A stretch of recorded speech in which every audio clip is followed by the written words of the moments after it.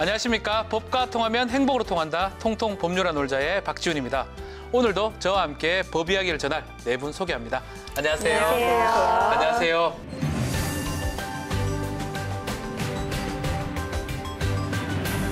내일이 8월 8일입니다. 앞으로 이날 중요하게 기억해야 됩니다. 88? 88. 왜요? 8월 8일. 이 관광, 생태, 문화자원의 보고이자 대한민국 미래 성장의 동력으로서 그 가치와 중요성이 점점 더 커지고 있는 아니 왜 이러시는 거예요? 이 진짜 중요한 거예요. 변호사님 생일 아니죠? 생일 아니고요. 제 생일인 거예요? 정말 중요한데 이게 바로 섬입니다.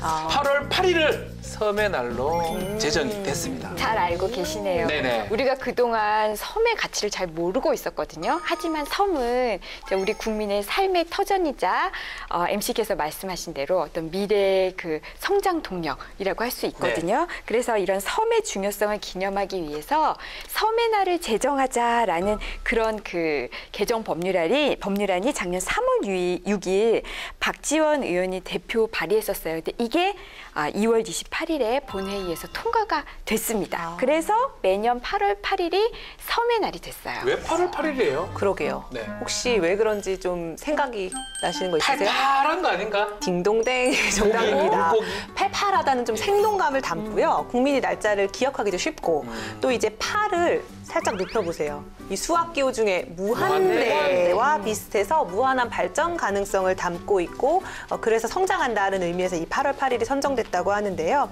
앞으로 이 생태, 관광, 미래의 유망한 가치들의 중심에 섬을 놓고 국토 전체를 조망하는 계획을 세우는 일도 필요할 것 같다는 말들이 나오고 있습니다.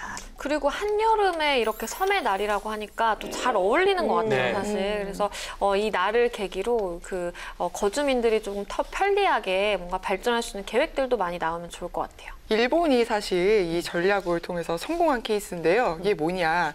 지방소멸이란 말, 요새 우리한테 가장 많이 등장하는 말 중에 네, 하나인데 지방소멸이란 말이 가장 먼저 등장했던 게 일본이거든요. 그런데 이 지역 관광지 개발, 섬 개발로 인해서 지역이 살아나고 그래서 나아가서는 지방 분권도 실현이 됐다고 하거든요. 우리도 이제 섬의 날을 지정을 했으니까 국가적인 차원에서 좀 지원을 하고 개발하는 것도 좀 필요하다고 생각이 듭니다. 네, 맞습니다. 더불어 자연을 훼손하지 않는 선에서 조화롭게 발전시키는 게 더더욱 중요한 게 아닌가 생각이 듭니다. 네, 이 섬의 날 지정은요. 네.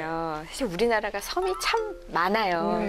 어렸을 때 배운 거 저도 막 떠올리면 무슨 뭐 다도해, 맞아요. 그렇죠. 리아스 시케안 뭐 이런 거 배웠던 기억이 나는데 여하튼 이런 우리나라에 많이 있는 이 섬의 특성을 잘 개발해보자 이런 취지로 보이는데요. 실제로 우리나라의 섬이 몇 개게요? 우리나라 섬이 한 100개? 1000개? 1000개? 많다니까요. 더 많아요? 더 많아요? 네, 무인도서, 유인도서 다 합치면요. 무려 3,300여 개의 섬이 있다고 합니다. 와, 이 3,000개가 넘는다니. 3,300개가 넘어요. 예, 삼면이 바다라서 그렇긴 한데 동해 쪽에는 섬이 거의 없잖아요. 울릉도, 독도 정도. 대부분 이제 남해에 좀 많죠. 남해, 서해에 다 예. 많이 있는.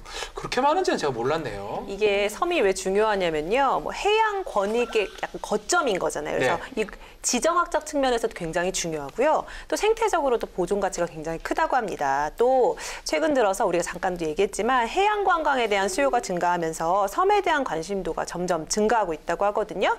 이렇게 관광 자원으로도 이용 가치가 굉장히 크기 때문에 이 3,300개나 되는 섬들이 우리나라의 다 보물섬들이라고 할 수 있겠습니다. 보물섬이요? 네. 와. 근데 사실 이렇게 섬의 가치와 필요성에 비해서 섬에 대한 조사나 연구라든지 뭐 이런 시스템이나 정책 개발 같은 거는 사실 많이 미흡한 실정이라고 해요. 그래서 기존의 섬을 둘러싼 뭐 독도 문제라든지 아니면 영해기점 도서 관리 문제 외에도 이 최근 해양 관광이 굉장히 급증하고 있는데 그에 따른 부작용 같은 걸 어떻게 해결할지 이런 게 굉장히 시급한 과제로 떠오르고 있다라고 하고요. 네. 그리고 최근에 이 유인 도서의 그 인구 감소라든지 점점 무인화되는 그런 문제가 많이 발생함에 따라서 이 섬 관리의 사각지대가 발생하고 있다. 그래서 주의할 필요가 있다라고 합니다. 네, 맞습니다. 그래서 이 해양 영토 관리 차원이뿐만 아니라 섬 주민의 안정성을 또 증진을 하고 섬을 어떻게 개발할 것인지, 그리고 환경을 어떻게 보존할 것인지 이런 체계적인 섬 개발을 위한 정책을 좀 살펴보고 정비할 필요가 있어 보입니다. 네. 오늘 통통 법률아 놀자에서는 섬과 관련된 얘기를 해보려고 합니다. 먼저 어떤 법을 봐야 됩니까? 네, 오늘 우리가 살펴볼 법은요. 도서개발 촉진법 그리고 대중교통의 육성 및 이용 촉진에 관한 법률입니다. 먼저 도서개발 촉진법의 도서는요. 책이 아니고 섬이에요. 그렇겠죠. 도서개발 촉진법이란 네. 도서의 생산 소득 그리고 생활 기반 시설의 정비 확충으로 이 도서 지역 주민들의 소득 증대 그리고 복지 향상을 도모함을 목적으로요. 1986년 12월 31일에 제정된 법률입니다. 네, 다음으로 대중교통의 육성 및 이용 촉진에 관한 법률을 살펴볼 텐데요. 약칭 대중교통법이라고도 합니다. 그래서 대중교통을 체계적으로 육성, 지원하고 그리고 국민의 대중교통 수단 이용을 촉진하기 위해서 필요한 사항을 규정한 것이고요. 2005년 1월 27일에 제정이 됐습니다. 네, 20대 국회 발의 현황은 어떻게 되나요? 네, 20대에서 도서개발 촉진법은요. 현재까지 총 6건이 발의가 됐고요. 2건이 처리되고 4건이 계류 중입니다. 네, 다음으로 대중교통법은요. 현재까지 총 5건이 발의가 됐고요. 그중에 1건이 처리되고 4건이 계류 중입니다. 계류 법안 중에 여객과 관련된 거는 2건입니다. 네, 본격적으로 이야기를 나눠보겠습니다. 먼저 행정안전부가 올 여름에 가고 싶은 33섬을 발표했어요. 33가지 섬. 아까 네. 3,300개가 섬이라니까 네. 100분의 1로 추리기 그럼 힘들었을 것 그중에 같은데요. 1% 안에 1%만. 1% 안에 든 섬이에요. 네. 네. 우리나라 섬들 사실 하나하나가 독특한 특색이 있거든요. 그래서 쉴섬, 그리고 맛섬, 놀섬, 놀섬. 미지의 섬, 아하. 그리고 가기 힘든 섬 이렇게 5가지로 가기 힘든 분류해서 섬. 총 33개의 섬을 소개했는데요. 네. 아, 제가 리스트를 보니까 제가 정말 좋은 추억이 있는 섬이 포함되어 있어요. 위도. 위도. 알죠? 위도가 위도. 섬의 네. 이름인데요. 제가 몇 년 전에 여기에 법률 봉사를 간 적이 있거든요. 근데 풍경도 너무 좋았고 거기 그 마을 버스라고 해야 되나? 버스를 타면 이렇게 섬을 한 바퀴 돌아볼 수 있는데 네. 그 버스 운전기사분이 너무 재밌어요. 하나하나 동네 소개를 해주시는데 정말 배꼽 잡았던 기억이 있고요. 네. 그 여기 식당도 너무 맛있어요. 어쨌든 위도. 다시 가고 싶은 섬 위도인데요. 위도도 있고요. 또 제가 꼭 가보고 싶은 섬이 있어요. 바로 그 우도. 또 제주도 옆에 제주도. 우도 네, 말고. 거기가 그렇게 좋다는데 제가 거기를 못 가봤거든요. 맞아요. 좋죠. 우도 정말 좋아요. 저는 이제 좀 어렸을 때 갔었는데 아직도 기억에 남는 게 물이 너무 맑아가지고 거기서 수영을 해도 좋지만 그냥 가만히 앉아 있어도 뭔가 마음이 편안해지는 그런 섬입니다. 그래서 생각해보니까 저는 취재차 섬을 가본 것 같아요. 여기 뭐 쉴섬, 맛섬, 놀섬으로 가본 건 아니고요. 네. 뭐 예를 들면 저 끝에 있는 마라도부터 뭐 울릉도, 뭐 매물도, 취재차 소록도 막 여러 섬을 가본 것 같은데 네. 이 섬이라고 하면 섬만의 약간 낭만, 뭐 접근하기 어려운 것만으로도 약간 신비감을 주는 것 같다는 느낌이 들더라고요. 왠지 섬만이 주는 어떤 특별한 네. 분위기, 집에 못 가는 그런 느낌? 있지 않나요? 있지 않나요? 네, 이번에 소개된 네. 33개의 섬 중에서 육지도의 앞섬인 연화도랑 아까 말씀하셨던 우도. 우도가 포함이 돼 있는데요. 이 두 섬이 요 최근에 국내 최장 해상 보도교가 연결이 돼서 새로운 관광 명소로 떠오르고 있다고 합니다. 전 네. 여기 꼭 가보고 우도를 싶고요. 걸어갈 수 있는 거예요? 그렇죠. 또 통영의 소매물도와 그 등대섬이 썰물 때 모세의 기적이 연출된다고 합니다. 거기도 한번 가야 네, 되겠네요. 가보고 싶더라고요. 자, 이 섬에 지금 우리 패널분들도 관심이 상당히 많은 것 같은데 우리 국민들이 섬에 많이들 가죠? 관심이 많죠? 네. 많이 가십니다. 네. 이 해양수산부 자료에 따르면요. 작년에 국내 연안 여객선 이용객이요. 총 1,690만 명이래요. 그래서 와. 그 전년도 1,541만 명보다 약 10%포인트 정도 증가해서요. 역대 최대 기록을 세웠다고 합니다. 그러니까 작년 연안 여객 이용객이 1,690만 명인데 그중에 도서민을 제외하고 일반 이용객이 1,319만 명이라 그럽니다. 78%. 거의 5명 중에 네. 4명은 관광객이라는 그러니까 얘기예요. 정말 섬을 찾는 국민들이 많아졌다고 해도 될 것 같습니다. 네, 이렇게 높아지는 섬에 대한 관심을 대변하듯 사실 요새 TV를 틀면 그 섬 관광 그리고 섬에 대한 어떤 맛집 이런 네. 것들 소개하는 프로그램이 정말 많아졌어요. 그렇기 때문에 기사도 저는 사실 여러 개 봤거든요.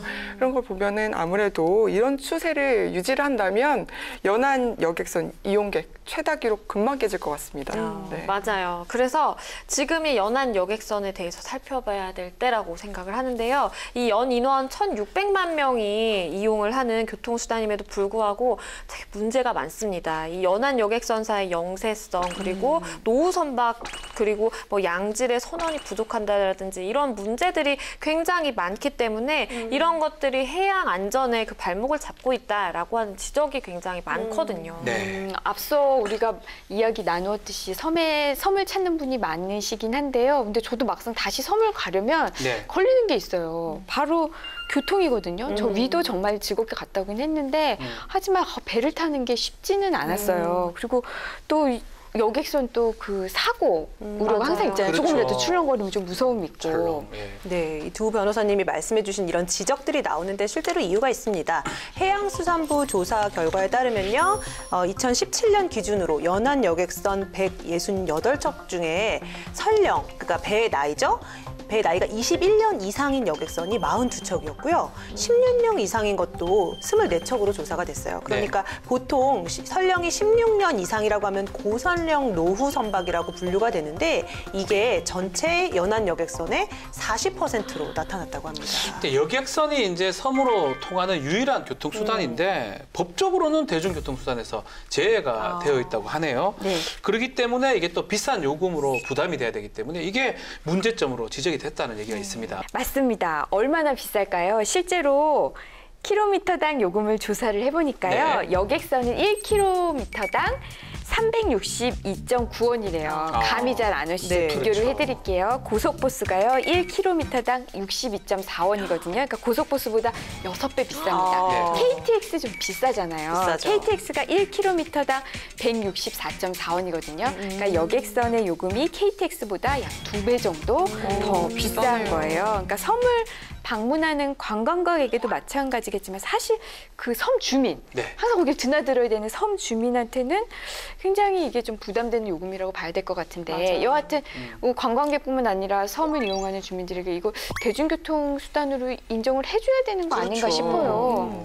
아니 당연한 게 도서와 육지를 그 연결하는 교통편이 이 여객선 하나인 경우가 더 많지 않나요? 그렇죠. 굉장히 네. 허다한데 이걸 대중교통으로 인정을 안 한다는 건 좀 문제가 있는 것 같습니다. 말 그대로 대중교통은 대중들이 이용할 수 있는 교통수단이 대중교통인데 저는 여객선이 대중교통에 포함되지 않는다는 사실을 지금 이제 그렇죠. 알았네요. 참 문제가 있네요. 보통 우리가 교통 생각할 때 물론 육상교통 네. 중심으로 생각하긴 하잖아요. 뭐 버스나 KTX 우리 앞에 말한 거랑 물론 배가 완전히 같다고는 할 수 없겠지만은 우리 계속 얘기한 대로 거기 사시는 분들한테는 그게 유일한 수단이면 그게 수단인데. 대중교통이 네. 돼야 되는 거 아닌가. 이 부분 참 개선이 필요할 것 같은데요.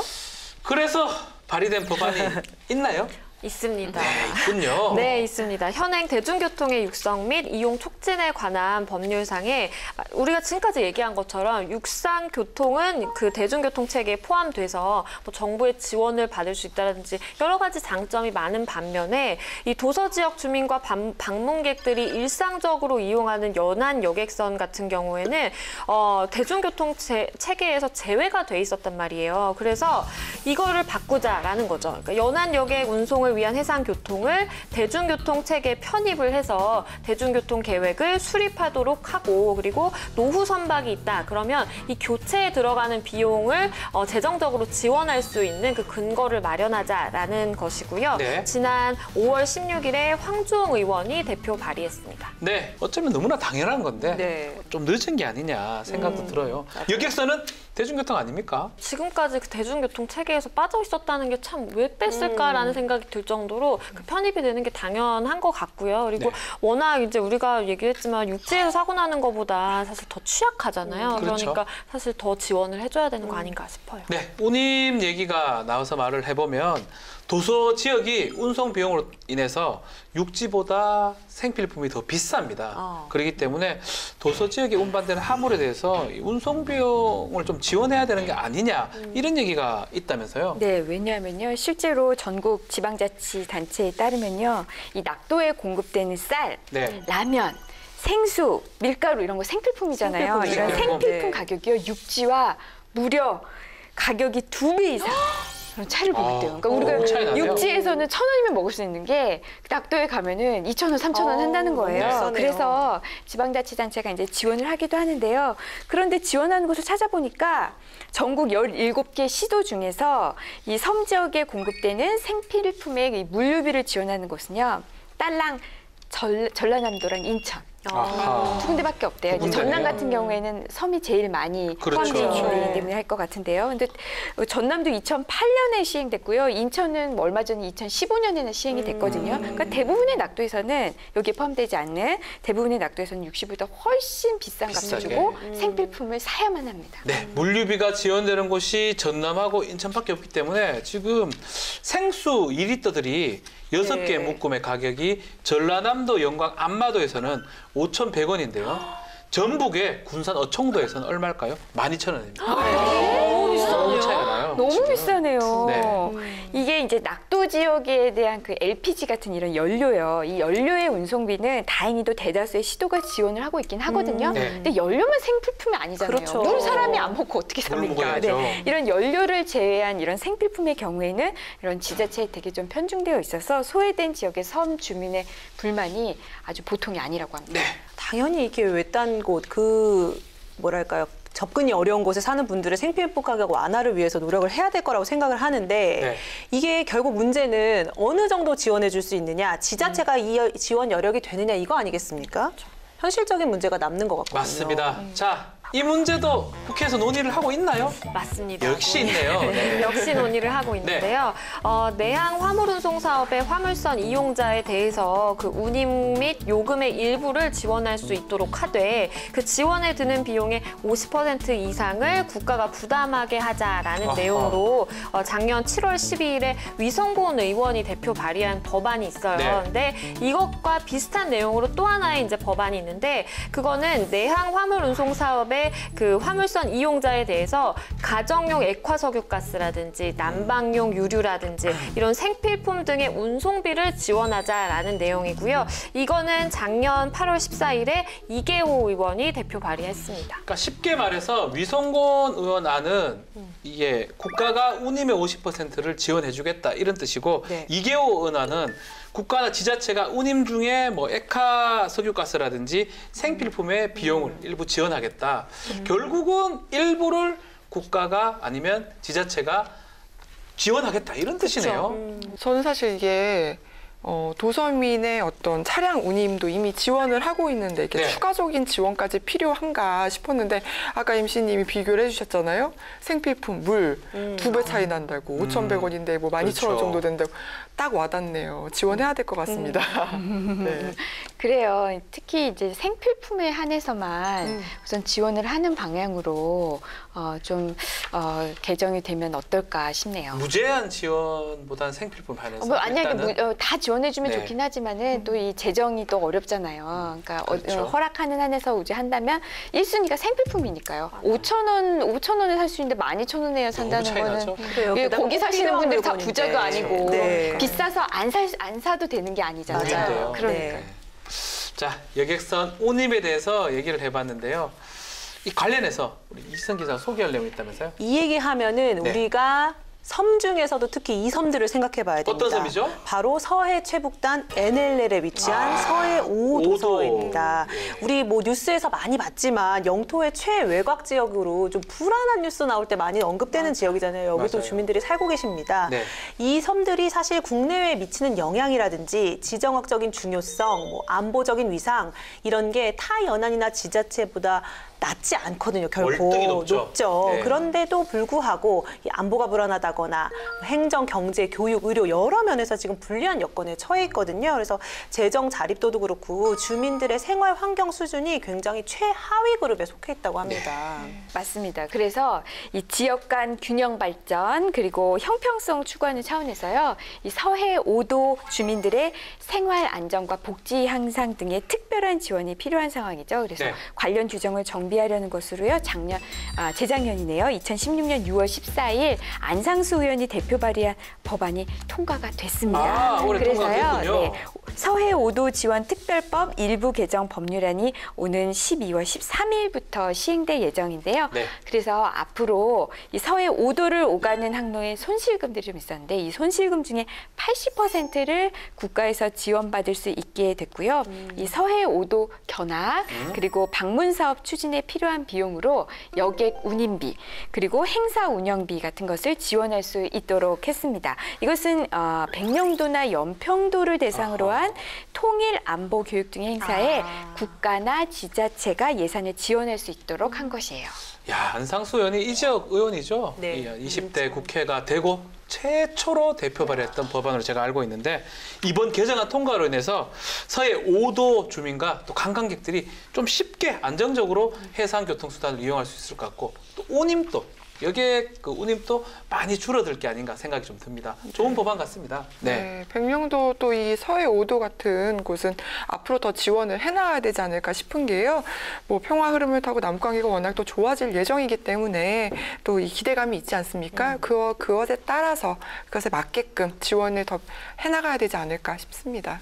이 아까 잠깐 우리 얘기했지만 서해 5도 사시는 분들은 이런 안보적인 환경 변화에 굉장히 예민할 수밖에 없고요. 독도나 울릉도 또 다른 섬에 사시는 분들도 외교적인 게 터질 때마다 조금씩 불안해하실 수밖에 없잖아요. 그래서 이런 주민들을 좀 지원하는 건 당연하다고 생각이 들고요. 네. 특히 이번 개정안이 통과가 될 때 중국 어선의 불법 조업으로 인해서 서해 5도 어민들의 이 조업 손실이 발생했을 때 이걸 정부가 보상하는 방안은 제외가 됐대요. 이 부분도 한번 다시 기회가 되면 논의가 됐으면 합니다. 네, 여러 섬 얘기했지만 그중에 우리 안보의 최북단에 있는 서해 5도에 대한 또 법안 얘기까지 했습니다. 자, 다른 얘기를 좀 해보겠습니다. 만약에 섬에 산다 그러면 네. 어떨 것 같아요? 섬에 살면 저는 일단 제가 바다 진짜 좋아하거든요. 네. 근데 눈 뜨면 바닷가 그냥 코앞에 나가서 볼 수 있고 뭔가 그러면 되게 좋을 것 같은데 걱정되는 거는 물론 있죠. 그러니까 도시 생활의 편리성을 포기해야 된다는 거. 뭐 장 하나 보러 가려고 그래도 엄청난 이제 배 타고 비용을 가야지. 그렇죠. 배 타고 가고 뭐 필요한 거 있으면 이제 육지로 나가야 그렇죠. 되는 네. 그런 이제 불편함인데 무엇보다도 가장 신경 쓰이는 거는 저는 의료 문제. 그러니까 문제. 어디 아프거나 내가 뭔가 사고를 당했을 때 아하. 급하게 큰 병원에 가야 될 때 그때 정말 힘들 것 같아서 그 부분이 가장 마음 쓰이는 것 같아요. 사실 섬 관광만 생각을 해도 이 부분이 걸려서 못 네. 가신다는 분들도 많으시거든요. 갑자기 아프게 되면 내가 어디를 가야 하나. 사실 육지와 섬을 연결하는 배도 하루에 그렇죠. 한 척 있을까 말까 하는 곳이 많잖아요. 네. 그럼 실제로 이 섬 마을의 의료 현황을 좀 보겠습니다. 네. 실제로 이 전남도에 주민이 살고 있는 섬이 290여 개인데요. 이 중에서 간호사를 비롯해 이 의료진이 나가 있는 곳은요. 절반도 안 됩니다. 130여 곳에 불과하대요. 네. 그러면 의료진이 안 나가 있는 그런 섬대 주민들은 어떻게 하느냐. 병원선, 정기적으로 섬마을을 도는 병원선이 있대요. 근데 얼마나 정기적으로 도냐면요. 2달에 한 번. 2달에 한 번으로 병원선이 이렇게 온대요. 그러면 네. 그때 이제 아픈 사람은 가서 그때 아파야 돼요? 그러니까 맞춰서 아파도 참아야 돼요. 참다가. 근데요, 중요한 건 이제 응급 상황이 발생할 경우에는요, 이런 병원선이 있다, 마침 병원선이 있다 하더라도 해도. 네. 또 의료진이 있는 곳이라고 해도 전혀 마음을 놓을 수가 없습니다. 왜냐하면 전문 수술 장비가 없대요. 없겠죠. 아, 심각하네요, 진짜로. 이게 실제로 네. 이런 문제가 발생했던 적이 있어요. 몇 년 전에 옹진군 소야도에서 호흡곤란이 온 응급 환자가 있었는데 네. 닥터 헬기를 기다리다가 숨졌답니다. 아이고. 사고가 안타까운 사고가 있었는데 네. 이렇게 헬기가 뜨지 않을 때에는 해경 함정이나 해군 군함, 119 나름이 선박도 있기는 하지만 육지까지 걸리는 시간이 워낙 길면 예를 들면 3시간 이상 걸리는 곳이 있다. 그러면 응급 환자 발생하면 그렇죠. 우리 골든타임 골든타임 이런 거 있잖아요. 있잖아요. 속수무책일 다 수밖에 놓치겠네요. 없다는 거죠. 아, 참 심각한데요. 근데 저는 2014년인가요? 정부에서 원격 의료를 할 수 있도록 뭐 교구지라든지 도서, 군부대, 또 원양어선 할 수 있도록 해놨다고 하는데 이게 적용이 안 되나요? 이게요, 그러니까 원격 의료 같은 경우에는 정보통신 기술 발전을 토대로 그동안 이 의료 취약지에 놓여 있던 환자들의 의료 접근성을 높이자, 그래서 의료의 공공성을 확대하자라는 취지로 점점 이제 추진이 되고 있는 거는 맞습니다. 근데 문제는 이 현재까지 시범 사업만 진행 중이기 때문에 그 적용 범위가 굉장히 좁고요. 그리고 이마저도 이 현행 의료법에서는 그 의사 대 환자 간의 그 원격 진료는 허용하지 않아요. 그래서 의료진 간의 원격 의료, 그러니까 원격 자문만 가능한 상황이거든요. 그래서 결론적으로는 정부가 일단은 진행 중인 원격 의료 시범 사업이 있기는 하지만 그마저도 현행법이 허용하는 그 한계 내에서 지금 이루어지고 있기 때문에 이거는 우리가 생각하는 그 원격 진료 이거랑은 좀 차원이 다르다는 거죠. 아니 시범 사업에서 항목별로 그 만족도가 80% 이상이라고 하는데 왜 시행을 하지 않고 시범 사업만 하는 겁니까? 네, 앞서 양 변호사가 잠깐 설명해 주셨는데 그 의료법이 있습니다. 의료법에 의사가 이제 원격 진료를 통해서 환자를 직접 진단을 하고 약 처방까지 할 수 있는 그런 내용이 논의가 돼 왔습니다. 사실 돼 왔는데 여러 논란과 또 반대에 부딪혀서 18대 국회에서 19대 국회에서 모두 임기 만료로 폐기가 됐었거든요. 그때 그 원격 의료를 반대하는 쪽에서 네. 이야기하는 게 뭐냐면요. 우선 직접 만난 이 대면 진료에 비해서 원격 의료는 의료의 질이 떨어질 수밖에 없다. 그렇죠. 그리고 이게 뭐 안전한지 정말 이게 실질적인 효과가 있는 건지 치료 효과가 있는지 검증도 부족하다라는 게 첫 번째 이유고요. 두 번째는 너도 나도 야. 대형병원만 찾아간다 이거예요. 그렇게 되다 보면 1차 의료기관이 폐업하게 될 수도 있다. 이런 게 있고요. 또 이 원격 의료 장비 비용 부담도 만만치 않잖아요. 이런 문제, 여러 문제들이 있으니 원격 의료보다는 순회 진료 내지는 방문 간호 활성화를 통해서 이런 게 더 필요하다. 이제 이런 주장이에요. 그렇지만 도서 벽지에 있는 우리 환자들 손 놓고 있을 수는 없는 것 같거든요. 자, 우리 말고 외국에 좀 선 많은 그런 나라는 어떻게 이걸 해결하고 있습니까? 일단 원격 의료 분야를 1990년대부터 하고 있는 대표적인 나라가 미국입니다. 미국입니다. 지금 전체 진료 6건 중에 한 건이 원격 의료일 정도로 굉장히 자리를 잡았고 대중화돼 있다고 하는데요. 네. 따라서 미국은 원격 의료 전문 기업이 있대요. 화상을 통해서 진료도 하고 처방전도 화상 통해서 줍니다. 그래서 처방전이 필요한 의약품 또 필요 없는 의약품 모두 온라인을 통해서 살 수가 있답니다. 일본 같은 경우에도요, 원격 의료 활성화에 굉장히 속도를 내고 있는데요.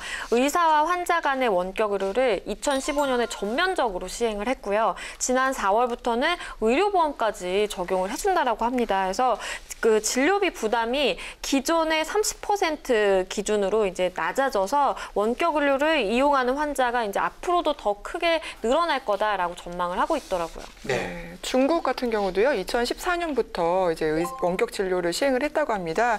환자가 이제 병원에 직접 가지 않고도 인터넷을 통해서 의사에게 진료나 검사, 또 건강 이제 관리까지 서비스 등을 받을 수 있다고 하고요. 특히 또 인터넷 병원과 그 약국, 연계된 약국에서는 이제 아예 온라인으로 약까지 받을 수 있는 그 정도까지 되었다고 합니다. 네, 외국에서는 많이 사업이 시행되고 있는데 우리나라 같은 경우는 2000년도에 강원도에서 강원도 보건소에서 환자하고 의사의 원격 진료가 시범 사업이 되는 이후로 계속적으로 시범 사업은 하고 있는데 실제로 아직 시행은 하고 있지 않은 것 같은데 국회에서 좀 어떤 논의를 하고 있나요? 네, 발의된 법안이 있습니다. 있네요. 있어요. 의료기관을 자유롭게 이용하는데 어려움이 있는 섬, 뭐 벽지에 사는 사람 또는 뭐 해상에 나가 있는 선원 등 이런 사람들에게 원격 의료를 실시할 수 있도록 해서 의료 사각지대를 해소하고 또 국민 편의를 증진하고 또 의료 산업 발전을 도모할 수 있다라는 내용으로요. 지난 2월 1일 유기준 의원이 대표 발의했습니다. 자, 원격 의료 관한 법률 같은데요. 세부 내용을 보니까 원격 의료의 범위도 규정을 하고 있고 원격 의료 대상 환자와 그 소관 의료기관 범위도 또 규정을 하고 있고요. 또 준수 사항까지 규정을 하고 있는데 아직까지 이제 모든 사항을 원격 의료로 하는 건 좀 문제가 있을 것 같고 필요한 범위 내에서 허용하는 게 좋지 않을까 생각이 듭니다. 저는 뭐 원격 의료 수요는 계속 증가할 것으로 보여요. 또 우리가 계속 노령화가 되기도 하고요.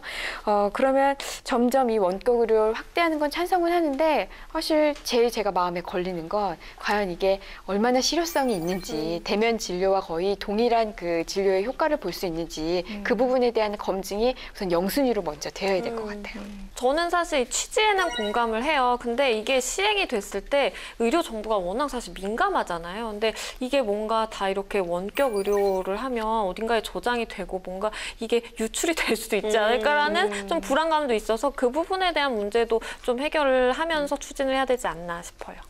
전 진짜 마음을 못 정하겠습니다. 이게 다 언급해 주신 대로 찬성하는 쪽의 논리도 굉장히 좋습니다. 뭐 의료 기회가 적은 환자들 원격 진료 필요하고 산업적 측면, 지방 발전 측면에서는 분명히 이익인 게 맞는 것 같고 반대로 안전성, 유효성 검증 안 되면 무슨 소용이 있겠습니까? 그리고 위험을 오히려 환자한테 위험해질 수 있으니까 또 반대 의견도 맞는 것 같고 그래서 의료라는 게 사업이나 수익도 생각을 해야 되지만 생명을 다룬다는 점에서는 또 되게 신중해야 되는 부분이 분명히 있을 것 같거든요. 그래서 이런 부분 법안이 나온 김에 충분한 사회적 협의 또 합의를 거쳐야 되지 않을까 그런 생각을 해봅니다. 네, 오늘 섬 얘기를 하면서 또 섬 주민을 위한 원격 의료 얘기까지 지금 하고 있습니다.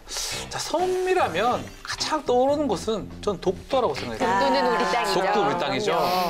저 얼마 전에 독도를 간 적이 있어요. 옆에 있는 임방글 변호사하고 둘이 둘이요? 단둘이요? 단둘이 간 건 아니고 육군 홍보 정책위원 이거 하면서 독도를 이제 같이 이제 방문했었는데 좀 뭉클한 그런 마음이 좀 있더라고요. 어땠어요 그때 갔을 때? 저도 굉장히 감동이었고요. 네. 특히 독도는 뭐 날씨가 허락하지 않으면 보기 힘들다. 맞아요. 왜 그렇죠. 보통 울릉도에서 독도 배를 타고 가시잖아요. 근데 그런 독도를 볼 수 있게 돼서 너무너무 진짜 감회가 새로웠고 다만 그때가 겨울이었거든요.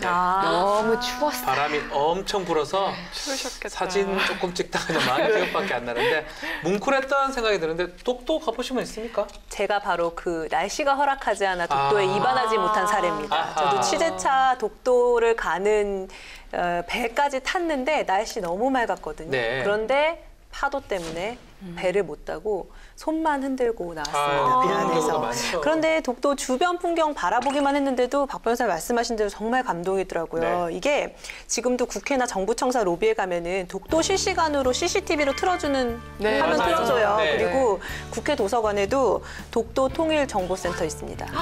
가보시면은 도움이 될 것 같은데 어쨌든 그런 거 볼 때마다 독도는 우리한테 주는 그런 뭉클함이 확실히 있는 것 같아요. 있는 것 같아요. 네. 맞아요. 독도는 뭔가 특별한 의미가 있기 때문에 더 가고 싶고 그리고 아직까지 저는 못 가봤기 때문에 이제 뭔가 나의 리스트상에 이제 가봐야 될 곳을 야. 남겨놓는 네. 그런 의미가 있는 것 같은데 또 날씨가 허락해야 갈 수 있는 거잖아요. 그렇죠. 잘 맞아요. 때를 맞춰서 가야 될 것 같아요. 다녀오신 분들도 정말 힘들게 다녀오셨다는 얘기를 많이 하시더라고요. 그래서 더 가고 싶은 곳이 아닌가 싶기는 한데 저도 가족들과 함께 꼭 방문해보고 싶은 생각을 가지고 있습니다. 제가 독도를 다녀온 다음에 이제 독도의 가치에 대해서 조금 찾아봤어요. 근데 제가 지금까지 알고 있었던 거는 독도까지 우리나라로 칠 경우에 거기 그 밑에 있는 그 많은 그 뭐라 그럴까요? 그 물고기들 우리가 흔히 말하면 그렇죠. 생물적 뭐 이런 거. 대륙붕 뭐 이런 거죠. 그러니까요. 그래서 그런 거에만 의미가 있다고 저는 그냥 단편적으로만 알고 있었는데 찾아보니까요. 독도 자체가 살아있는 지질학 교과서래요. 그리고 이 부근 바닷속에는요. 이 물고기 생물 자원뿐만 아니라 경제적으로 막대한 가치가 있는 자원이 있다고 합니다. 맞습니다. 해저 산의 진화 과정을 한눈에 더 볼 수가 있고요. 그래서 자연적으로도 아주 가치가 큰 그런 섬이 아닌가. 독도 사랑합니다. 네. 이게 한국지질자원연구원에 따르면요. 독도에는 석유보다 귀한 물이다라고 불리는 해양 심층수가 있고요. 또 고체 상태의 천연가스도 묻혀 있답니다. 그거 봐요. 네, 맞습니다. 그래서 에너지 문제를 해결해줄 약간 노다지가 될 수 있지 않을까 그런 기대감도 있습니다. 엄청나네요. 네. 이렇게 아름답기도 하고 또 여러 가지 의미를 지닌 독도 정말 꼭 가봐야 되잖아요. 실제로 독도를 찾는 방문객 수가 해마다 늘고는 있는데 5명 중에 1명은 독도 땅을 밟지 못하고 돌아온다. 그래서 이 기자님은 5명 중에 한 명에 1명이다. 포함되는, 네. 볼 수 있을 것 같아요. 네. 무려 3대가 덕을 쌓아야 이제 이게- 갈 수 있다라고 하잖아요. 네. 알 수 쌓으셨나 봐요. 없대요. 아니 그게 이제 날씨가 좋더라도 맞아요. 갑자기 못 들어가는 경우도 네. 있다고. 그러니까요. 진짜 임박을 들어서 그때 잘 들어간 것 같아요. 저희가 평소에 덕을 좀 부럽네요. 쌓았습니다. 부럽네요. 이 해양수산부 자료에 따르면요. 2007년부터 10년간 독도를 찾은 누적 방문객 수가 181만 499명이라고 합니다. 네. 근데 그중에 20.2%가 독도 땅을 밟지 못했다라고 하고요. 국민들이 이렇게 어렵게 독도를 찾았지만 발을 딛지 못한 거는 우리가 지금까지 말한 날씨 영향도 조금은 있지만 하지만 가장 문제는 독도의 저반 시설이 미흡하다. 그 이유 때문이라고 하더라고요. 그렇습니다. 저반 시설. 네. 독도는 아직 하늘길이 열리지 않았잖아요. 그렇기 때문에 뭐 경상북도 울진이나 포항 그리고 강원도 동해나 강릉에서 이제 배를 타고 이동을 하셔야 되는데 이 배로 이동을 하다 보니까 날씨가 조금만 안 좋아도 이제 갈 수가 없는 거죠. 그렇죠. 그래서 이 부분을 조금이라도 좀 개선을 하자. 그래서 독도 입도 지원센터 건립과 그리고 독도 방파제 그 설치 사업이 계속해서 논의 중에 있는데 아직까지 뭐 착공도 못 하고 있는 그런 상황입니다. 네, 독도에 대한 종합적이고 체계적인 지원과 관리를 위해서 우리 국회 가만히 있지 않죠. 그럼요. 뭔가 있나요? 그럼요. 발의된 법안이 있습니다. 자, 현행 그 독도 지역에 대한 지원을 하고 있는 그 법을 찾아보면요. 네. 도서개발 촉진법, 독도의 지속 가능한 이용에 관한 법률 이런 게 있어요. 이런 법이 있나요? 네, 근데 기존의 이런 법률만으로는 좀 실질적인 어떤 지원이 안 된다 이런 지적이 있거든요. 그래서 2016년 5월 30일에 박명재 의원이 대표 발의한 법률 제정안이 있어요. 이름이 뭐냐면요. 울릉도 독도 지역 지원 특별 법안입니다. 그래서 울릉도와 독도 지역의 지속 가능한 발전 그리고 주민 생활 향상에 필요한 지원을 해서 울릉도 독도 지역 주민의 삶의 질을 개선하고 국가의 균형 발전을 위한 것을 목적으로 하고 있습니다. 네, 이 세부 내용을 좀 살펴보면요. 본칙 31 그리고 부칙 2개의 조문으로 구성이 돼 있습니다. 그래서 울릉도 및 독도의 이용, 개발, 보전에 관한 종합계획 수립에 대한 내용도 들어가 있고요. 그리고 기존의 현행법에서 이제 빠져 있었던 수자원 보호와 이 불법 조업 방지 조항도 들어가 있습니다. 네. 그리고 그 밖에도 주민들을 위한 교육이라든지 뭐 의료, 교통 지원 그리고 세제 혜택까지 굉장히 세세하게 잘 규정이 돼 있습니다. 네, 박명재 의원이 1호 법안으로 냈던 법안인데 체계적인 지원과 관리가 필요한 법이 아닌가. 또 이게 꼭 시행이 돼서 좀 필요한 게 아닌가 생각이 듭니다. 네, 다른 건 몰라도 이 울릉도와 독도를 엮어서 개발한다는 네. 건 뭐 적극 찬성이고요. 특히 울릉도 독도 엮어서 하면 독도는 우리 땅이라는 거, 우리 좀 땅이죠. 더 확고히 할 수 있다라는 점에서 저도 찬성입니다. 맞습니다. 역사적으로 외교적으로 울릉도와 독도 굉장히 중요한 위치에 있으니까 지원을 해야 될 것 같아요. 다만 네. 이렇게 좀 위기가 고조됐을 때만 반짝 관심 갖지 말고 아. 울릉도 사시는 주민들 또 독도 지킴이들 좀 지속적인 관심을 기울였으면 어떨까 이런 생각이 평상시에도요? 듭니다. 네. 그렇기 때문에 이런 법안이 또 필요하다는 생각도 들거든요. 특정 지역구에 좀 편중돼서 지원이 가는 거 그런 법안이 아닌가 싶기도 한데 그럼에도 네. 불구하고 필요성에 있어서는 국민 모두가 공감을 하시지 않을까 싶습니다. 네. 네, 맞아요. 이 지리적, 가치적으로도 중요하지만 거기에 거주하는 주민들 덕분에 이 울릉도 독도가 더 사실 아름다울 수 있는 거잖아요. 그렇기 때문에 좀 더 주민에게 이제 초점을 맞춰서 우리가 얼마 전에 그 정보 형평성 문제도 얘기를 했던 것처럼 그 주민들의 이제 격차를 해소하기 위한 방향의 이제 법안들도 좀 많이 나왔으면 좋겠습니다. 네, 독도, 울릉도까지 얘기를 했습니다. 자, 섬을 보호하고 또 체계적으로 또 지원하는 거를 논의하기 전에 이 섬을 좀 활성화시키는 또 이 그런 좋은 방법은 좀 없을까요? 그러게요. 서로 가고 싶어하고 막 활성화시킬 수 있는. 있죠. 있습니까? 요즘에 제주가 정말 핫하잖아요. 네. 사실 제주 하면은 한라산도 있죠, 바다 있죠, 뭐 폭포 있죠, 뭐 숲도 예쁜 숲 있고 또 뭐 갈대밭도 있고 예쁜 데 많은데요. 하지만 요새 최근에 그러니까 한 10년 정도 좀 된 것 같긴 한데 제주가 관광지로서 더 각광받게 된 것 중에 큰 기여를 한 게 하나가 바로 저는 올레길. 올레길. 네, 올레길이라고 생각을 하거든요. 네. 저도 다녀왔는데 너무 좋았어요. 정말. 맞아요. 너무너무 좋았어요. 저 역시 제주에 가서 올레길을 갔었는데 다 돌지는 못했는데요. 정말 다 돌고 싶을 정도로 너무 좋았습니다. 네. 네. 제 주변에도 뭐 제주는 사실 여러 번 방문하시는 경우가 많잖아요. 네. 근데 올레길을 방문하려고 가시는 분들도 꽤나 많더라고요. 또 해외 관광객들도 올레길을 많이 이용을 하시는 걸로 봐서는 이제는 뭐 하나의 관광 코스로서 성공 사례가 아닌가 싶습니다. 근데요, 이 올레길이라는 게 잘 보세요. 뭐 기존에 뭐 없던 거를 만든 것도 아니고, 그렇죠. 다만 정말 여기 이렇게 길로 다녀보세요라는 거잖아요. 그렇죠. 정말 큰 비용 안 들이고 네. 관광 상품을 개발한 건데요. 이런 이 올레길, 바로 이 걷기 여행길이라고도 하는데요. 이걸 제주도뿐만 아니라 더 많은 섬에 이런 코스가 생긴다면 자연도 즐기고 거기 다니는 사람은요. 또 이 지역 주민들한테는 어떤 관광 자원 자원도 개발이 되고. 되니까요. 이건 정말 일석이조가 아닐까 생각이 네. 들어요. 저도 너무나 동의합니다. 그런데 네. 이게 올레코스 가보신 분들은 다 아실 거예요. 이게 어떤 잘 닦인 길을 다니는 게 아닙니다. 동네 가운데도 뚫고 가고요. 맞아요. 산도 오르락내리락 하거든요. 재미없어요. 맞아요. 그래서 이렇게 어떻게 보면 일상 속으로 우리가 들어가는 경험 그 자체가 굉장히 힐링이 된 것 같아요. 저는 이렇게 막 너무 숨가쁘게 오르다가 탁 내려가면 네. 제주도 바다가 보이고 맞아요. 막 너무 좋았었어요. 그래서 이런 걸 여러 다양한 섬에서 다양한 풍경으로 즐길 수 있으면 정말 좋을 것 같다는 생각을 해봤습니다. 이건 활성화 계획 좀 필요할 것 같은데요. 맞아요. 이런 여러분들의 바람이 실제로 이루어질 수도 있습니다. 아, 그렇습니까? 왜냐하면 국회에서 논의 중이거든요. 이런 것도 논의를 하나요? 논의 중입니다. 네네. 이 현재 걷기 여행길 조성과 관련해서 사실은 이제 여러 부처에서 관리를 하고 있다 보니까 지금까지 업무 중복이 많이 발생했었어요. 그리고 또 모니터링도 잘 안 된다라는 뭐 지적도 있었고, 그리고 지역 자원과 특성에 전혀 맞지 않게 엉뚱하게 이제 개발이 되기도 그럴 하고, 수도 있죠. 그래서 사실은 관리한다든지 활용하는 방안에 대한 체계적인 그 계획이 좀 미흡하다라는 지적이 있었는데, 네. 그래서 이 걷기 여행길에 대한 법적 근거를 마련을 해서 걷기 여행길의 체계적인 조성, 관리, 그리고 지원이 가능하도록 이 걷기 여행길의 조성 관리 및 이용 촉진에 관한 법률안, 이걸 마련하자라는 내용이고요. 지난 3월 23일에 위성곤 의원이 대표 발의한 법안이 있습니다. 네, 제주 도민과 관광객 80%가 제주 관광 발전의 1등 공신으로 이 바로 올레길을 꼽았다고 하는데요. 이 관련법 제정으로 좀 더 활성화가 됐으면 좋겠습니다. 이 다듬어지지 않은 길을 걷는 맛이 있다고 말씀드렸잖아요. 그런데 여성 혼자 걸을 때 위험한 지역들도 좀 있고 좀 안 좋은 사고들도 있었던 네. 적이 있습니다.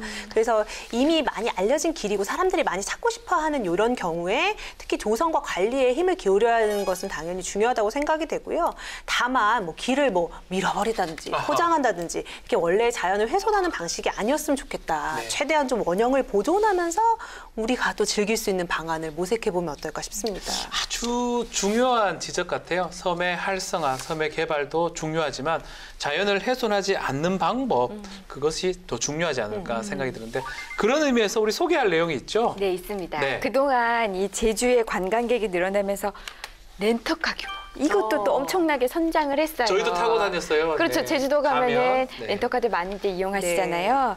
그 제주도 내 렌터카 수가요. 2013년에는 16,423대였대요. 이게 점점 증가해서요. 4년 만인 2017년에는 2배. 그래서 32,053대까지 늘어났다고 합니다. 정말 급격히 늘어난 거거든요. 많아졌네요. 이렇게 갑자기 차가 늘어나다 보면 당연히 도내 교통의 혼잡도 있을 그렇죠. 테고요. 뭐 공해 문제도 있겠죠. 네. 그래서 이 제주자치도의 그 도지사가요. 지금 현행법에 의하면 도지사는 이 제주자치도의 부속 도서에 국한해서 차량 운행 제한 권한을 갖고 있거든요. 네. 근데 이 차량 운행 제한 권한을 제주자치도의 부속도서뿐만 아니라 제주자치도 전체로 확장을 하고요. 그러니까 도지사가 차량 운행 제한 권한이 있게 돼요. 네. 또 두 번째로는 제주도의회가 도조례로 자동차 대여 사업에 대한 등록 기준을 설정하고요. 또 렌터카와 전세버스와 같은 전세버스와 관련한 수국 계획의 수립을 도조례로 정할 수 있게 했습니다. 그래서 청정 제주의 위상을 회복하자, 이런 내용으로요. 작년 12월 27일 위성권 의원이 대표 발의한 법안이 통과됐어요. 네, 맞습니다. 최근 5년간 지속적으로 뭐 외국인이라든지 관광객들이 증가해서 1세대당 가장 자동차 보유대서가 전국 1위였는데요. 앞으로 제주도가 수용 가능한 범위로 차량을 운행하고 관리할 수 있게 된다는 뭐 좋은 내용 같네요. 네, 그래서요. 오는 9월 21일부터 제주 지역의 렌터카 총량제가 시행될 예정이거든요. 그래서 향후 3년간 신규 등록을 제한하고요. 차량 초과에 따른 노후 렌터카를 제한하는 방법으로 추진이 된다고 합니다. 그러면 내년 말까지 도내 렌터카의 약 25%인 8천여 대가 줄어들 것으로 예상되고 있습니다. 네, 물론 제주를 위해서는 필요한 일이긴 한데요. 또 관광객들, 저도 렌트카 이용한 기억이 나는데 좀 불편하지 않을까요? 그렇죠. 그래서 제주도 내에서도 바로 이 부분을 조사했는데요. 네. 1차 감축에서 큰 무리는 없을 것이라고 해요. 그러니까 이용하실 분들은 큰 염려 안 하셔도 될 것 같습니다. 맞아요. 이 대여료 높아지는 거 아니냐라고 사용자 뭐 업계 볼멘소리 할 수도 있겠지만은 그 섬에 계속 살 사람들은 그 섬에 사시는 분들이잖아요. 그렇죠. 그러니까 무슨 도시 공해랄지 뭐 도통 혼잡 같은 거 우리도 좀 배려를 해서 관광해야 되지 않을까 하는 생각도 들고 이미 렌터카 업계에서는 초과 공급이 돼 있는 상태이기 때문에 좀 구조를 개편할 수 있는 계기가 될 거다. 이런 긍정적인 효과도 기대하고 있다고 합니다. 네. 네. 우도 떠올려 보시면 우도 같은 경우에는 아예 차량 진입을 제한을 하고 있잖아요. 차가 못 가요? 네. 그래서 환경이라든지 뭐 지역 개발 차원에서 본다면 뭐 적절한 조치로 보여집니다. 그리고 앞으로 섬의 그 친환경 자동차 활성화되면 좋을 것 같거든요. 이 이용을 어떻게 하면 좀 활성화시킬 수 있는지 이 부분에 대한 고민도 필요해 보입니다. 네. 이 섬 생각하면 바다가 떠오르고 또 여름이라서 참 섬 바다가 계속 떠오르는데 오늘 섬 얘기를 했는데 어땠습니까? 이게 그 한 기사를 보니까요. 한국해양수산개발원이 국민 1,000명을 대상으로 조사를 했습니다. 국민들의 무려 92.2%가 미래 국가 발전에 해양이 중요하다라고 답을 했다라 그래요. 그러니까 국민이 이렇게 많은 관심을 갖고 있는 만큼 또 해양 환경과 관련해서 뭐 연구 같은 것도 굉장히 활발하게 진행되면 좋겠다라는 생각도 들더라고요. 네. 이제 차차 섬의 시대를 준비하고 있는 것 같습니다. 지난 6월에 40일에 국정현안 점검 조정회의가 열렸거든요. 섬 발전 추진 대책을 심의해서 확정을 했습니다.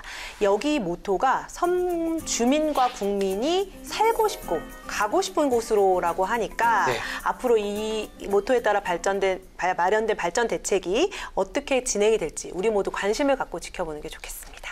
저는 우리가 섬 발전 자꾸 얘기하니까요. 이렇게 막 섬을 개발하고 발전시킨다 생각하니까 우리 영토가 점점 이렇게 넓어지는 느낌이라 할까요? 넓어진다? 예, 그런 느낌이 들어요. 글쎄요. 네, 맞습니다. 저도 육지에서 섬으로 많이 영토가 넓어진다는 또 그런 기분이 좋아지는 것 같습니다. 자, 그럼 마무리를 하겠습니다. 우리나라는 세계에서 4번째로 섬이 많은 나라입니다. 알고 계셨나요? 이토록 아름다운 자연유산을 잘 가꾸고 보존하는 것이 국력을 키우는 가장 기본이 아닐까 생각이 드는데요. 그럼 다음에도 행복으로 통하는 법역을 가지고 돌아오겠습니다. 감사합니다. Sunshine in my pocket, got that good soul in my feet. I feel that hot blood in my body when it drops. Ooh, I can't take my eyes off of it, moving so phenomenally. You're more like the way we rock it, so don't stop.